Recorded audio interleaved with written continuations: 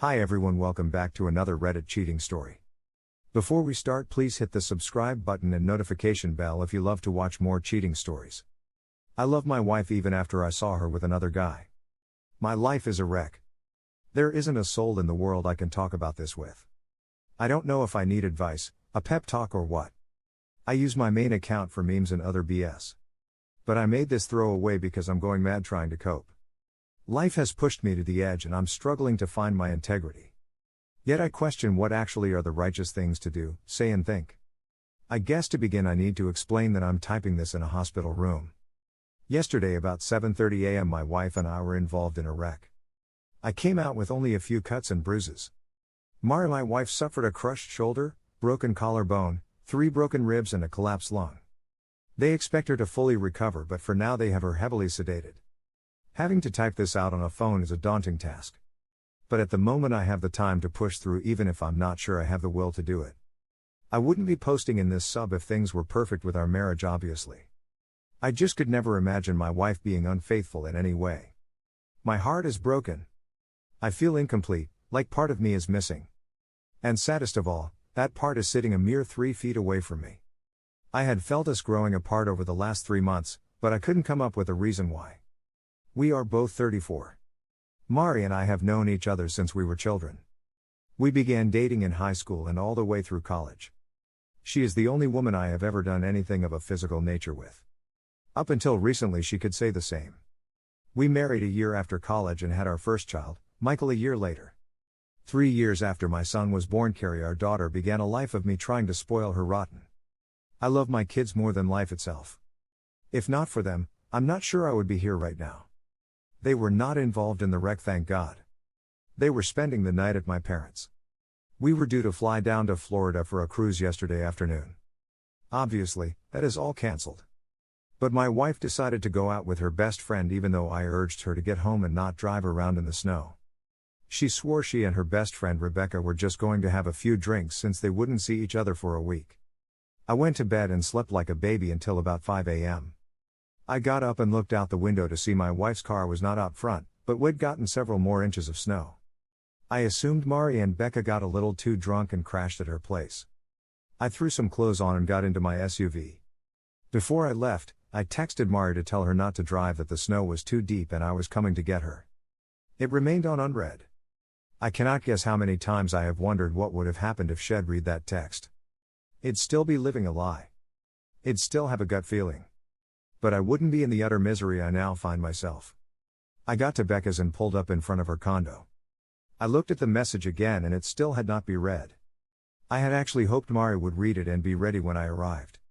But I resigned myself to the fact I'd have to go in and wake her. The front door was unlocked, so I walked in and looked to the TV room to my right. There was nobody passed out on the sofa. Rebecca's bedroom was downstairs, and I didn't want to wake her. So, I took the stairs up to her guest room and opened the door. Then my life ended. I remember walking into the room and seeing 2 heads peeking out from the covers. I remember leaning down to pull the comforter toward me. I even remember seeing my wife laying her head on some guy's shirtless chest. The next thing I remember was Becca, Mari and some half-naked guy I'd never seen trying to pull me off of him. It'd probably be in jail right now if they hadn't. But I honestly don't remember a damn thing. So right or wrong, I don't really feel too bad about that. My wife, on the other hand. Well, that changes from minute to minute these days. When I came to my senses, the dude said he'd get his buddy to the hospital. Mari bawled her eyes out while Rebecca and I screamed it out. I told her and my wife I was leaving, and she had 5 minutes to be in my car or to not bother coming home. She was there in 3. Really not a good idea to be angry driving in snow, even with 4-wheel drive. But it was another vehicle that veered into our lane and forced us through a guardrail. That's what caused Mari's injuries. The car rolled, thank God for airbags. But we lived. The kids don't even know we had a wreck. I haven't called anyone. I probably should have. But this wasn't just a wreck. My life has been wrecked and I'm trying to gauge the damage before I start bringing others into the situation. I'm numb and yet I hurt like hell, and not from the wreck. I feel like I don't even know the person laying in that hospital bed. I want to ask her so many damn questions. But I really don't want to know any of the answers. She obviously no longer loves me. No one with a soul could cheat on someone they love. So, I have to ask if she ever loved me. And now that she has cheated, would I ever want her to love me again if that were possible? I don't know the specifics of when she first cheated. But in my book, the instant she did, our marriage ended. The vows were broken. She ended our marriage, and we are no longer man and wife. I don't need a divorce attorney to nullify my marriage, she's already done that. Therefore, I am no longer under obligation to the vows I gave. A huge part of me wants to just walk out of this room. I want to call her parents, tell them what she did and what happened, and then let them know she is their problem again after all these years. We said for better or for worse, and I meant it. But we are no longer married. Part of me wants to leave her a note and tell her too bad worse happened to come after she ended our relationship. The only thing that is keeping me in this damn room is my children. I want to see them so badly right now. But I have some scratches on my face and neck. They'd know something happened if they saw me. As much as I feel my wife has defiled herself and our family, my kids need her. I thought I had a life partner. And as horrible as she ended up being, my children need a mom in their life. There are going to be talks I am not qualified to have and wouldn't know where to begin. There are going to be injuries that need kisses instead of being told to walk it off. I'm a damn good father, but I can't be a mother too. Please someone help me. How can I sit here and look over someone who has stabbed me in the back so cruelly? Should I call her parents to come? What do I tell them? I really don't want to be here, especially with her parents. If I don't tell them what she did, they are going to know I'm pissed off. What in God's name do I tell my children? Yeah, I can tell them we were in a wreck. But I'm not the kind that can fake emotion. Obviously, my wife does it with ease. But when I loathe someone, it shows in my face. They will know I am angry at their mother. How the hell did my life come to this? I already know I need to see a lawyer, I've figured that much out. But how do I handle this? It took so long to get approved that I didn't think my post had posted. I just started getting notifications, so I'm sorry for not responding sooner to people that made comments trying to help. Update. For whatever reason, I could not respond to questions from my first post. It may have something due to this being a throwaway account. But I could reply to comments, but nobody could see the replies but me. I tried posting this update in the infidelity sub last night but had issues. Hopefully the same glitch doesn't happen with this update, and I can give feedback for others to better assist me. My apologies to anyone that did leave a response. It was appreciated and helpful. After my initial post that day, I decided to stay one more night in that hospital room. With the Mari sedated and the lights out, I laid back in the recliner looking at the ceiling, listening to the medical machines. I laid there wondering how the hell my life had reached that point. Part of me felt like I was giving her undeserved mercy just being in the same room, yet part of me loved her. I didn't want to feel that love. I actually felt weak for having any positive feelings for her. Over and over in my mind I kept realizing there was no fixing things back to the way they were. It was as if some natural disaster had taken the life we'd built and destroyed it. I cried. I cried so damn hard. I realized a huge part of my life was over. That was a moment of huge significance in my life. When the nurse came into the room to take blood the next morning, I excused myself. When Mari woke, she saw me heading out the door and called to me, but I acted like I didn't hear her. I went and got some breakfast. I haven't had much of an appetite since finding out. I tried to kill some time eating and scanning through my phone. There was a text from Becca asking where Mari was that I left unread. I decided at 7 a.m. it was late enough to knock on her parents' door. Her dad was always an early riser. I planned to talk to him first, and if he thought his wife needed to hear it he could wake her. I saw smoke coming from the wood stove in his workshop out back, so I knocked on the door before entering. He saw the scratches on my neck and bruise on my cheek. I explained there had been an accident, Mari had gotten the worst of it, but we needed to talk.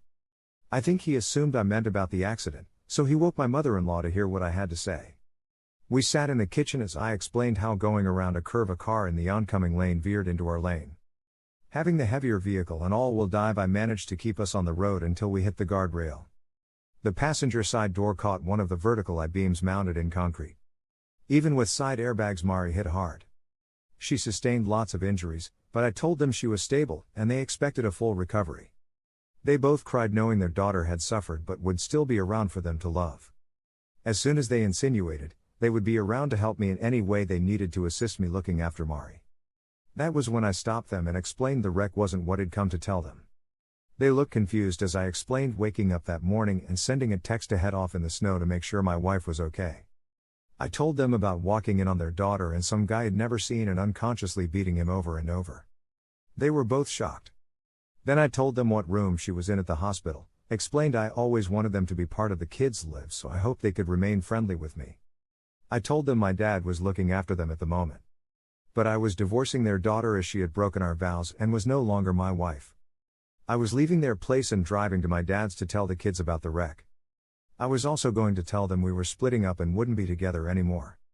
I wasn't going to tell them their mother is a cheater. I told my former in-laws that while I hated things had to end the way they did, at least I could say I wasn't the one who destroyed our marriage and my life. They tried to tell me I shouldn't be so hasty, she made a mistake, and the usual lame excuses. I just smiled and told them I'd loved having them as in-laws over the years and walked out. When I got to my dad's, I of course had so much I needed to get off of my chest. I entered through the kitchen where I found my dad having a cup of coffee.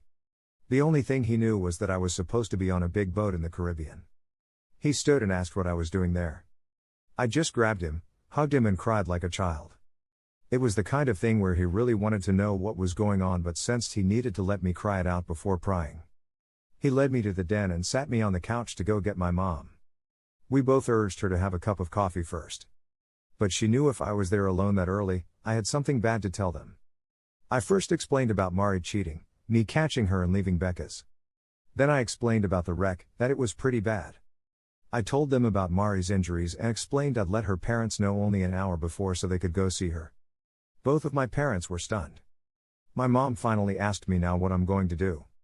They both cried when I told them my only remaining option was to divorce Mari and be the best father I could for my children.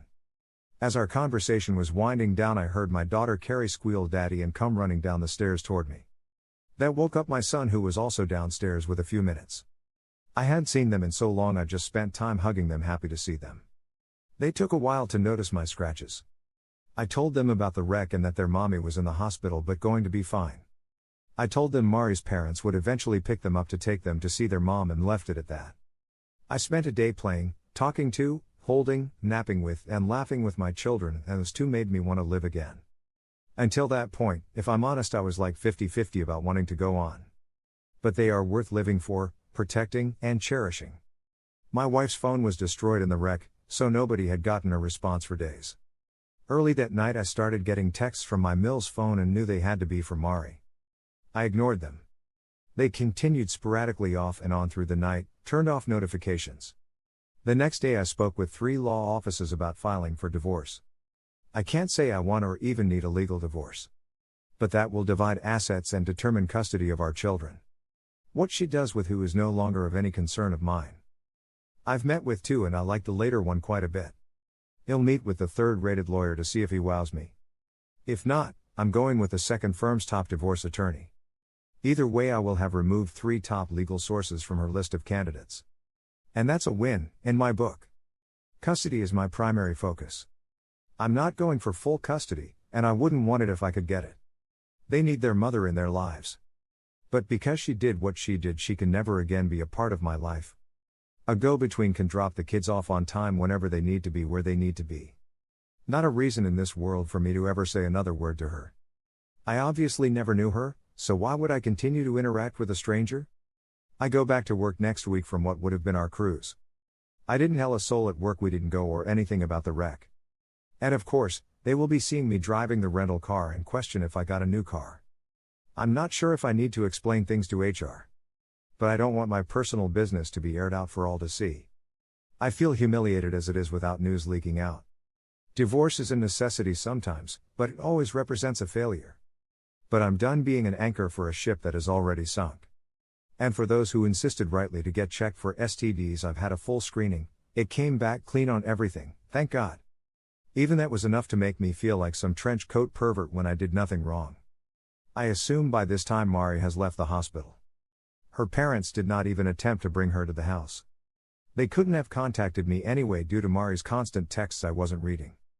As soon as I can get divorce papers filed and her served, I can be done with the biggest mistake of my life.